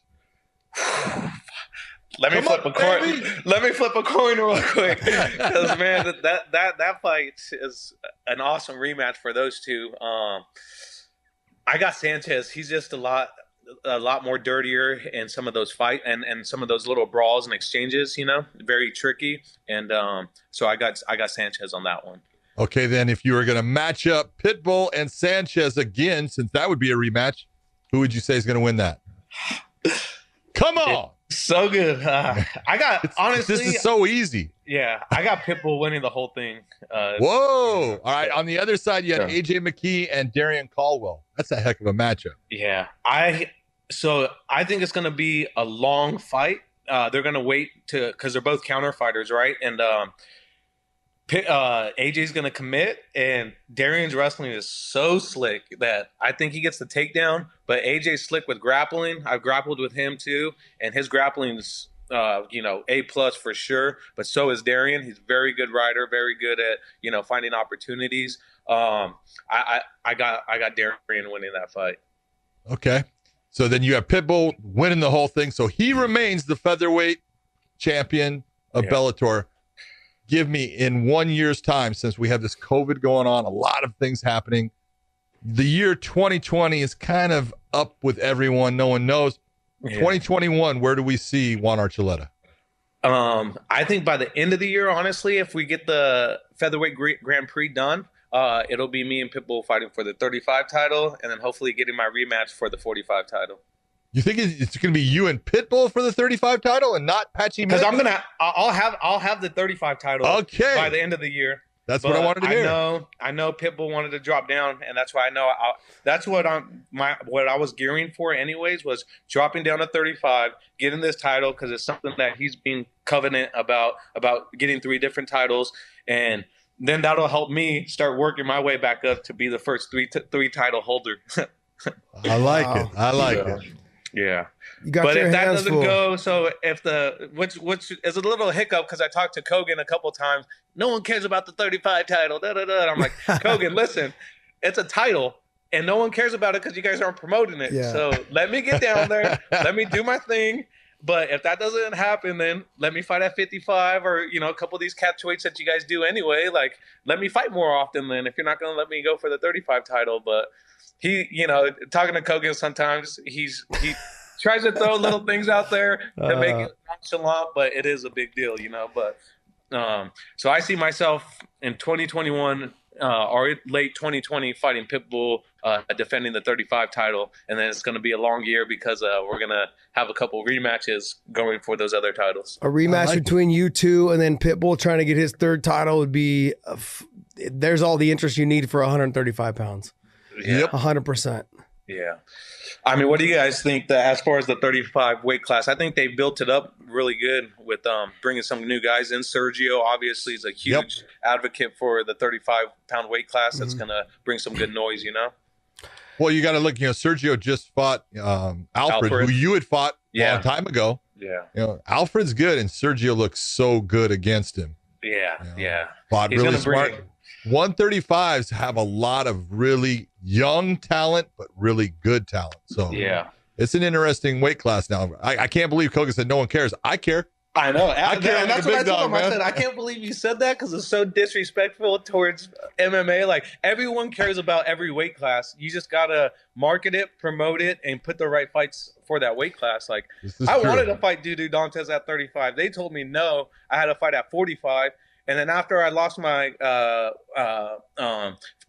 title fight, I wanted to go back down to 35, and they told me no. I had to fight Corrales at 45 just in case if they needed a guy to a replacer. And I was like, all right. So I fought there, but I've always wanted to go back down and fight right away, especially when they pulled the title from Horiguchi. It's like, why'd you pull it from him then? Just let him have it if you're not going to let no one fight. They didn't pull it from him. They didn't pull it. He relinquished it. He relinquished it. Which, I give him a lot of credit for doing that. You don't sit there and hold on to something if you're not going to be able to fight.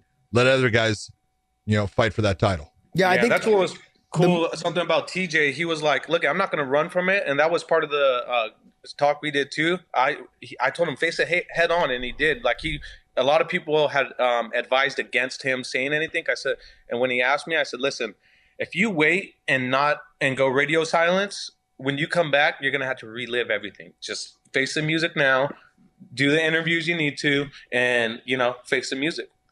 I tell guys all the time, be it fighting or officiating, hey, you know what? You're human.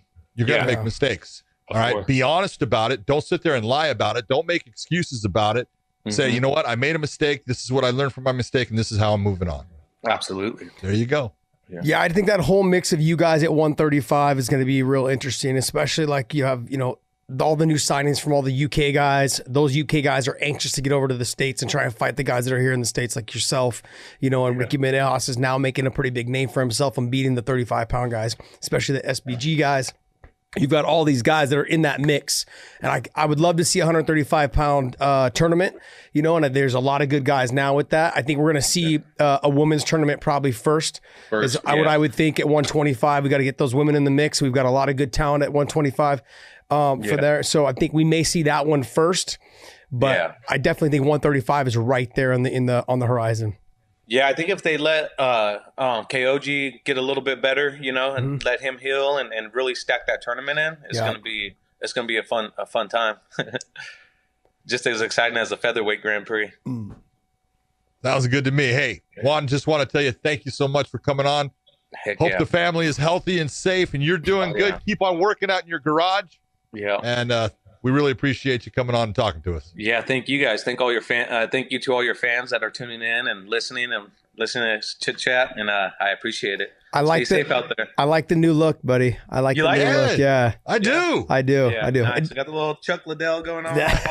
Both my boys wanted mohawks, and they're like, "You have to get one too." I was like, "Look I'm going bald. That doesn't look good." They're like, "No, you gotta let it grow out." I was like, "All right." So that's funny. I'm gonna let it grow as long as it can. We'll put a little Sharpie tattoo on the side of your head. And a little Japanese. Little kanji there. We won't know what it says, but whatever it is. Yeah, whatever you had. I don't know if it was Chinese or Japanese, but it was one or the other.